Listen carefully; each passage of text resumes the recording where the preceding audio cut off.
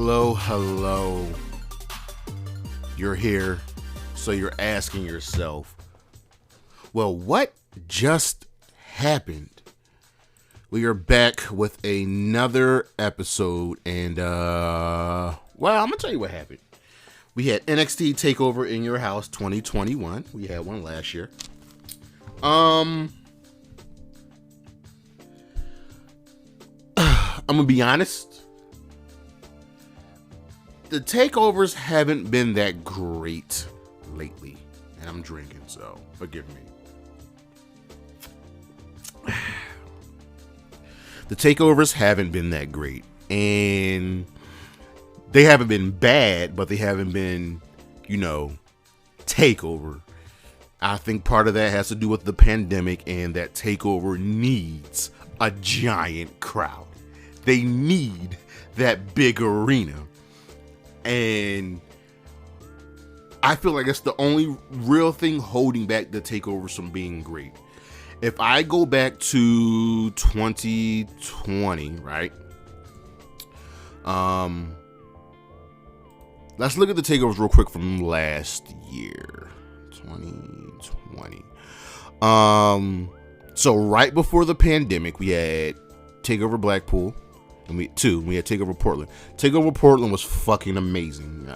I ran about it all the time.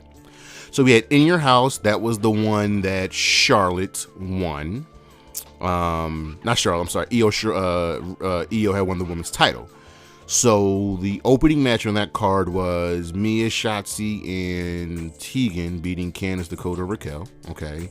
Finn versus Damian Priest, Keith Lee versus Johnny Gargano. That was a very good match. Adam Cole versus Velveteen Dream, and the parking lot brawl for the NXT title. Karrion Kross beat Ciampa.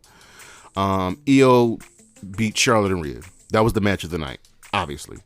But I didn't leave that takeover thinking, hey, I saw something great. I am ecstatic, right?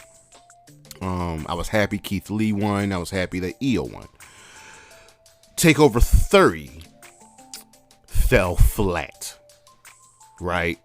Finn Balor, Timothy Thatcher, Damian Priest winning the ladder match for the North American title against Bronson, Cameron, Gargano, and Dream. Adam Cole beat Pat McAfee. Io and Dakota, Karrion Kross, Keith Lee.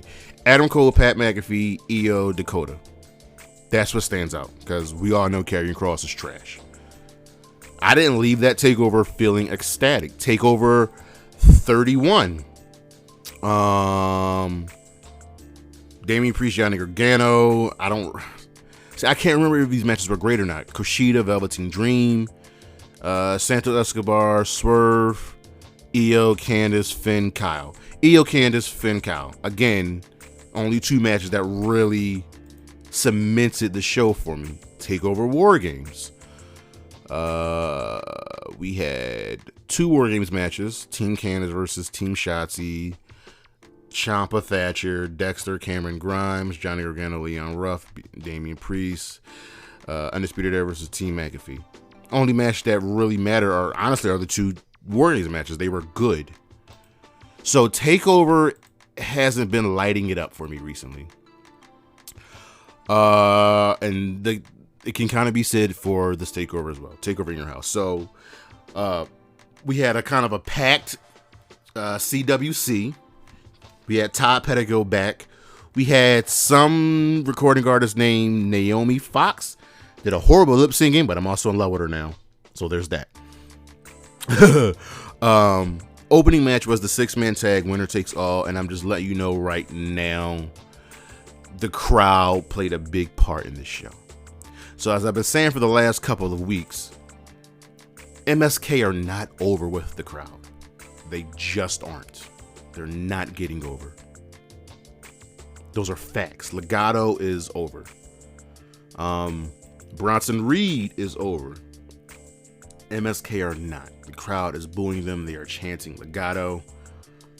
And overall, right, this was an okay match. The star of the match was Bronson Reed. He got the win. This match overall was just a spot fest. with little to no psychology and whatever. Like, I told you Bronson Reed and MSK were going to win because this was technically Bronson Reed's first title defense. He had just won the title. So he wasn't going to lose this match.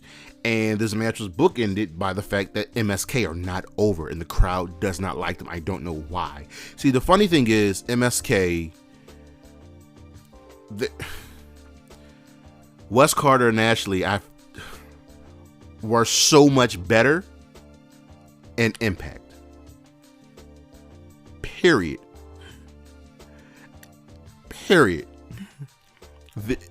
They're not over here. They're just not. And Legado, they're cool. I feel like you might have to turn MSK heel. And they have to acknowledge the boos. But MSK and Reed won. I don't know where Legado goes from here. They've lost most of their feuds. But NXT does a good job of making sure people can recover. We had a whole bunch of shenanigans with Todd Pettingill. So we had but actually even before that, O'Reilly and Gargano kind of got into it in the parking lot waiting. We got to break it up.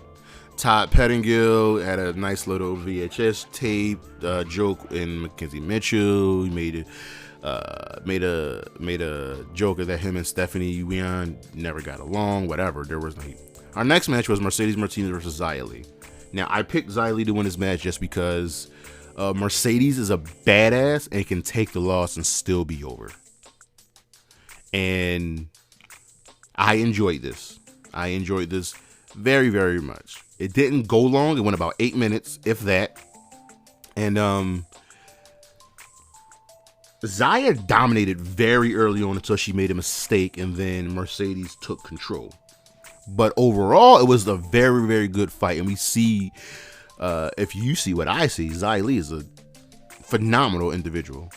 And Mercedes can go 20 or better, right? This was a very, very brutal fight. And these are two good strikers that threw hands, threw legs, threw elbows, fists, forearms, whatever. In the end, Mercedes went for the air raid crash. Xia wiggled out and hit her spinning. The name for the move. It's a spinning kick. It's not a roundhouse kick. It's kind of like the Trouble in Paradise. And she won. Mercedes was knocked out. 1, 2, 3. Xia gets the win. After the match, Boa hands Xia a chair so she can take out Mercedes. Mercedes fights back, takes out Xia, takes out Boa, and she comes for what's her name? Mei Ying. She's like, I'm not scared of you. So she comes for Mei Ying. Mei Ying chokes her, throws her off the ramp, hits the floor, and Tian Sha walks away. So Mercedes loses but gets her heat back. I'm perfectly fine with that. And this was a good match. Even though it was a heel versus heel match, Mercedes does a fantastic job of kind of just getting everybody to look good. Xia Li is still undefeated, and I'm almost positive Mei Ying is Karrion Q. I called it when they first introduced it that Mei Ying is Karrion Q. You got Mei Ying to get up from the chair so she can fight.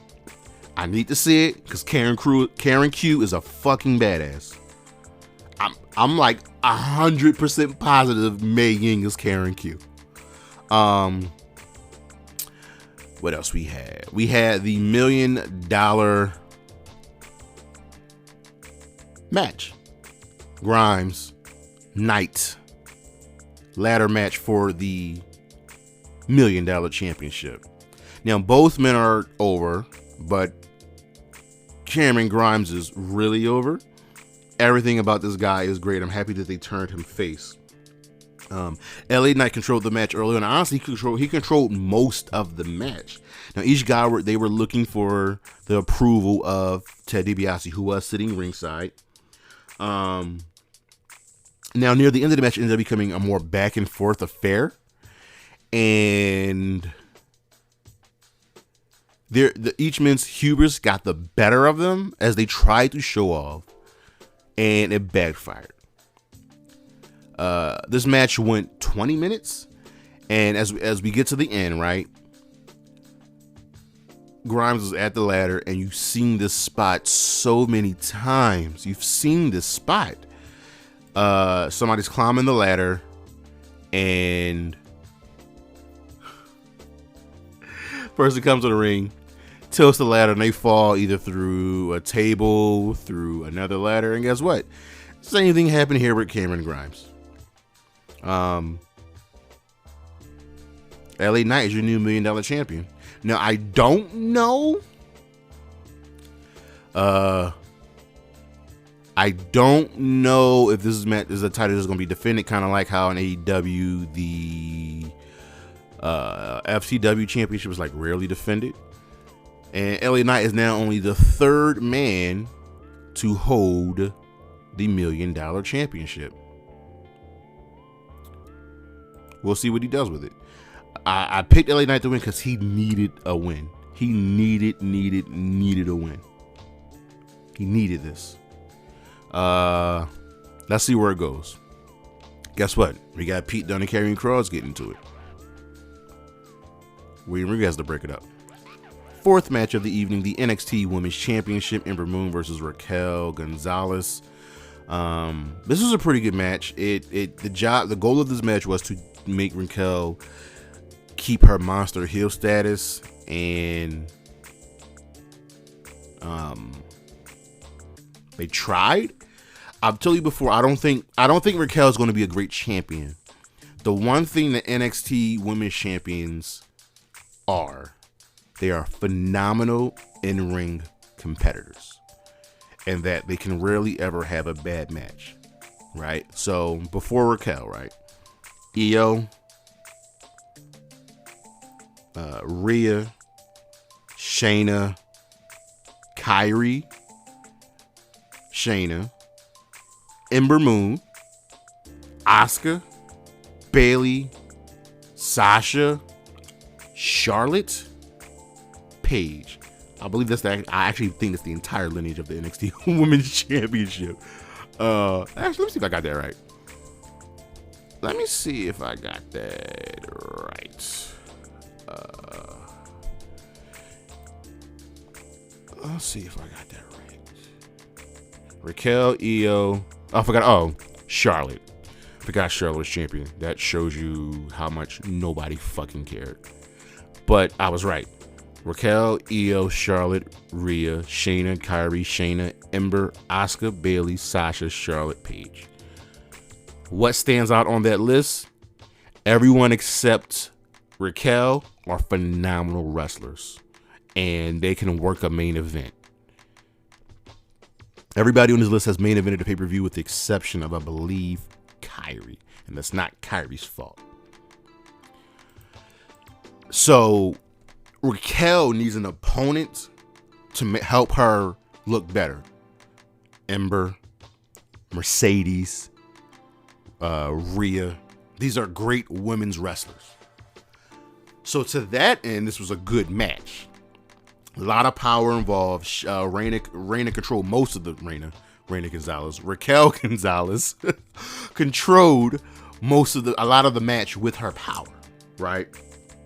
And Dakota played a big part because Dakota helped. She helped Raquel hold on to the title. Ember hit the Eclipse. Dakota put Raquel's foot on the rope. Shotzi then showed up out of nowhere and helped clear the ring Dakota. So my question is, if Shotzi was already in the back, why did you not come out with Ember fucking Moon to help her? Period. Why did you? It's wrestling. In the end, right? Ember went for another Eclipse, and Gonzalez caught her, hit her with a snake eyes, then hit her with that single arm power bomb, now called the Chingona power bomb. Raquel is still your champion. Okay. Ember won. Raquel won. Shotzi's back. We're back to the tag team feud. I still think the person that's going to take the title off of Raquel is Dakota Kai. You heard that here first.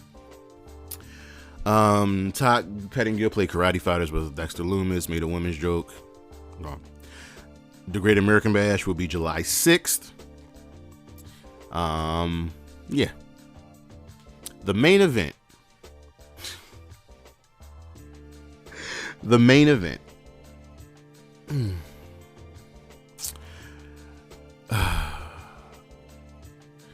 I'm going to look. Karrion Kross won. I, along with a lot of people, don't like Karrion Kross. He's boring. He's not skilled. They want to say he's skilled. He's not. This match was good and at its high peaks when Karrion Kross wasn't involved in the match, because look at the men in this ring. Karrion Kross, Kyle O'Reilly, Pete Dunne, Johnny Gargano, Adam Cole. One of these things is not like the other. One of these things is Karrion Kross. These other 4 men, technical masters, can have 5-star matches with their eyes closed. And yet, this wasn't a 5-star match because the match slowed down and got boring when Karrion Kross was involved. He won by choking out Kyle O'Reilly, and Kyle O'Reilly had the heel hook on Cole. So if Kyle O'Reilly's getting choked out, Kyle, you're getting choked out. Why would you not let go of Adam Cole? Why would you not let go of Adam Cole so he can take out Kross? Sometimes things in wrestling don't make any fucking sense. Sometimes they just don't.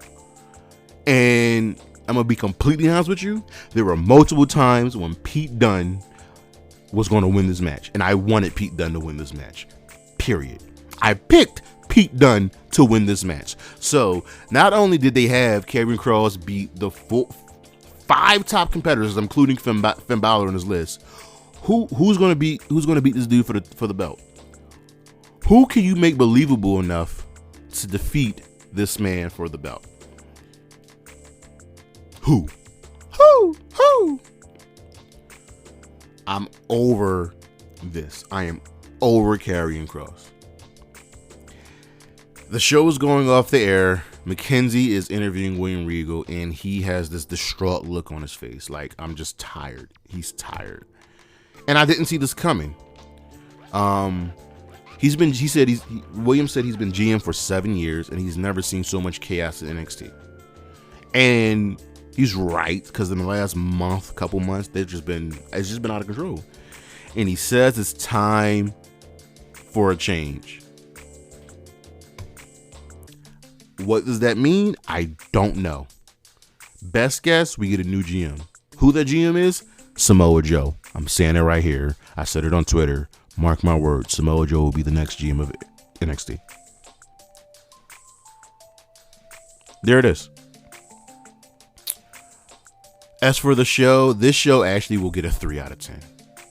Sorry, 3 out of 5. Let's look at a 3 out of 5.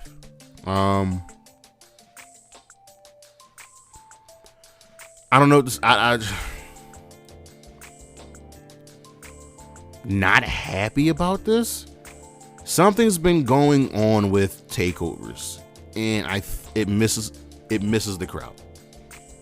It misses the crowd. Period. This wasn't a memorable show, and they haven't been. There isn't really even a match that stands out. And that's the worst part. Nothing's like, yo, this is what I remember the takeover for. And that is not great at all. But That's what happened. That's what happened. Guess what? We'll be back here next week with Hell in a Cell, and I'm letting you know right now, I'm not excited for the show. I'm just not. You can catch me on the socials, Instagram, charismatic_creations52. You can catch me on YouTube at Charismatic Studios. We'll be back. Look, we'll be back. Hopefully, give me the SummerSlam, and we'll see what happens. Peace.